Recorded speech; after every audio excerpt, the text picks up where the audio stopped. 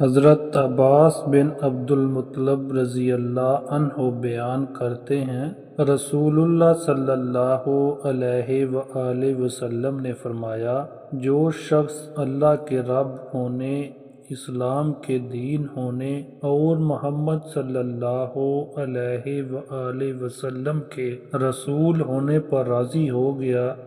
اس نے ایمان کی لذت کو پا لیا۔ حضرت ابو موسیٰ اشعری رضی اللہ عنہ بیان کرتے ہیں،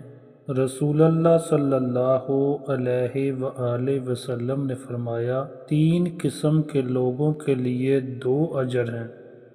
اہل کتاب میں سے جو شخص اپنے نبی پر ایمان لایا اور پھر محمد صلی اللہ علیہ وآلہ وسلم پر ایمان لایا،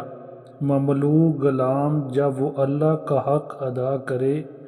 اور اپنے مالکوں کا بھی حق ادا کرے، اور ایک وہ شخص جس کے پاس کوئی لونڈی ہو،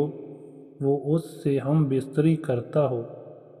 پس وہ اسے ادب سکھائے اور اچھی طرح سے مؤدب بنائے، اس کو بہترین زیور تعلیم سے آراستہ کرے، پھر اس کو آزاد کر دے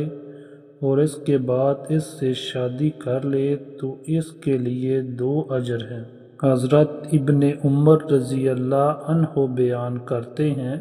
رسول اللہ صلی اللہ علیہ وآلہ وسلم نے فرمایا، مجھے لوگوں سے قتال کرنے کا حکم دیا گیا ہے، حتیٰ کہ وہ گواہی دیں کہ اللہ کے سوا کوئی معبود برحق نہیں، اور یہ کہ محمد صلی اللہ علیہ وآلہ وسلم اللہ کے رسول ہیں، اور وہ نماز قائم کریں اور زکوٰۃ دیں۔ جب ان میں یہ طرز عمل ہوگا تو انہوں نے